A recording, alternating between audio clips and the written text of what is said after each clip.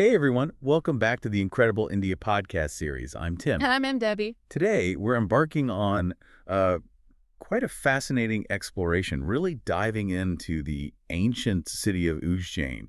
We're using some great information from Five Senses Tours as a starting point. Right. And what really caught our attention, and hopefully yours too, is Ujjain's incredible historical role. We're talking about it being the ancient Prime Meridian of India. Yeah, that's the kicker, isn't it?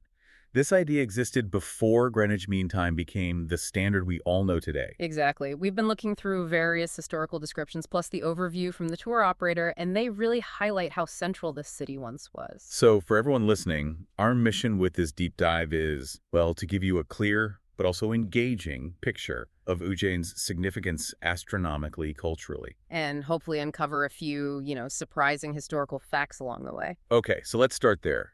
Ujjain as the ancient prime meridian. It sounds grand, but what did that actually mean in practical terms back then? Well, think of it like this. Ujjain was basically considered the central reference point for calculating Indian time, like the zero line on the map for India. Ah, okay. So if you were making calendars or tracking stars anywhere in ancient India, you'd somehow reference Ujjain. That's the idea.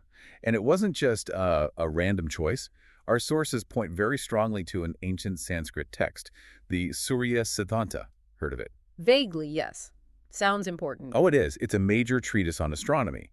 Compiled, well, estimates vary, but somewhere between the 4th and 8th centuries CE. Wow, that's quite a window. It is. And this text specifically names Ujjain as the reference point for calculating planetary positions, eclipses, all sorts of astronomical stuff. It essentially positioned Ujjain as the hub of Indian astronomy. So for centuries, it was the established astronomical center point. Precisely. It shows a really quite sophisticated understanding for the time. It provided that fundamental baseline. And I guess having that kind of central point is crucial, right? For timekeeping, maybe even early navigation, religious timings. Absolutely. It created a kind of unified system, a common reference for calculations and observations across different regions. Hugely important. Okay, now the information also mentions the Mahakaleshwar temple. This sounds like a really big deal. It really is. It's one of the 12 celebrated Jyotirlingas in India. These are incredibly sacred sites dedicated to Lord Shiva. One of only 12 across the whole country. Okay, that tells you something straight away. Definitely. And its fame isn't new. The sources mention it's described in various Puranas, these ancient Hindu scriptures, and even celebrated Sanskrit poets like the famous Kalidasa wrote about its glory. So deep historical roots. Right. But how does a temple, even a very important one, connect back to Ujjain being the prime meridian, the center of time? Ah, this is where it gets really interesting. Mahakala, the main deity, worshipped at this temple. Mahakala, okay. He was considered the presiding deity of Ujjain itself. But more than that, he was revered specifically as the keeper of time. The keeper of time. So the city's main spiritual figure is time. Exactly. It creates this incredibly powerful link. The very spiritual heart of the city was directly tied to the concept of time calculation, reinforcing its role as that central meridian. It wasn't just a map coordinate.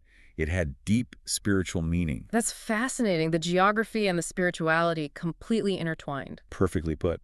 Now, there's also mention of Sandipani Ashram. That name rings a bell from the epics, right? It certainly does. Yeah. Ujjain wasn't just about astronomy. It was a major center for learning, going way back, even to the Mahabharata period. Really? That far back? Oh, yes.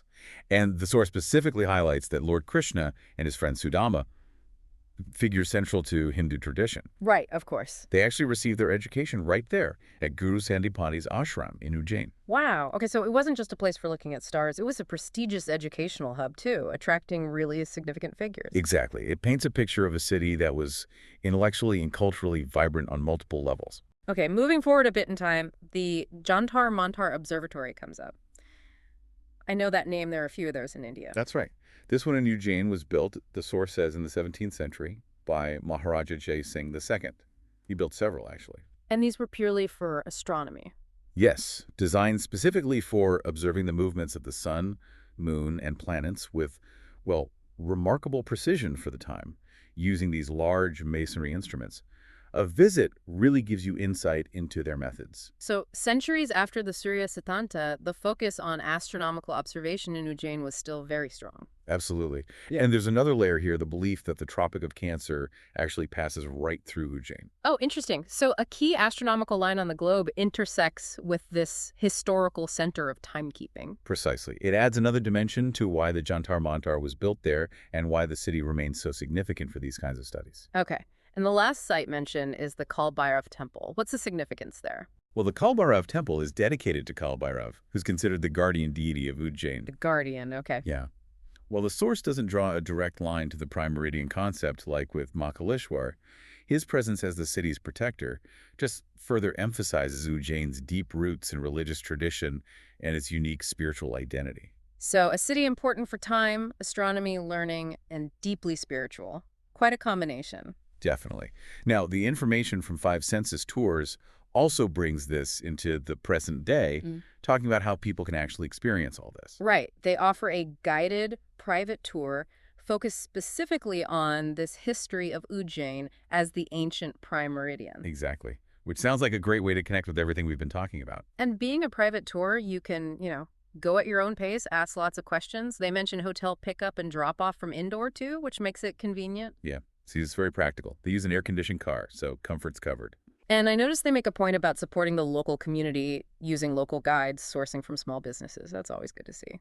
It really is. They mention buying local crafts and things, Yeah. trying to ensure tourism benefits the area directly. A nice touch. So the tour itself is about 11 hours, roughly, and the cost depends on your group size. Right. It's listed as RS 7,000 per person if there are 4 or more people. Okay. Then R 8,000 per person for 2 or 3 people. And for a solo traveler. That's RS 12,000 for 1 person. And that price covers quite a bit, right? The guide, the car, entrance fees. Yeah, guide, travel in an Innova or sedan, all the site entrance charges, and even a vegetarian Indian lunch are included. Seems pretty comprehensive. What's the typical itinerary look like? They pick you up from your hotel and indoor around 7:30 a.m. Then you head to Ujjain and visit the Mahakaleshwar temple, then Sandikani Ashram, the Jantara Mantar Observatory, and the Kalbhairav temple. Basically hitting all the key spots we've discussed. And then back to indoor by evening. Yeah, drop-off is around 6:30 p.m. So a full, but sounds like really fascinating day trip. Definitely seems like a must-do for anyone interested in this side of Indian history or astronomy. Absolutely. It's a chance to, walk through that history. So wrapping up, it's just incredible to think about Ujjain holding this position as the ancient prime meridian. It really speaks volumes about India's rich astronomical heritage long before global standards were set elsewhere. It really does. It gives you a much deeper appreciation for the knowledge that existed back then. So if this deep dive has piqued your interest and you're thinking you might want to see Ujjain for yourself, you can contact 5 Census Tours to explore booking that trip. How can people reach them? You can email them at contact@5censustours.com. That's CONTACT at the number 5 SENSEST-TOURS.com. Okay, got it. Or you can call or send a WhatsApp message. The number is +91 98456 77446. Great. It sounds like a fantastic way to experience this unique history firsthand. Definitely. And maybe one last thought to leave everyone with. Just imagine for a moment. How different might our maps, our clocks, our whole understanding of the world be today if Ujjain, not Greenwich, had ended up being the world's prime meridian? Something to ponder. Thanks for joining us for this deep dive.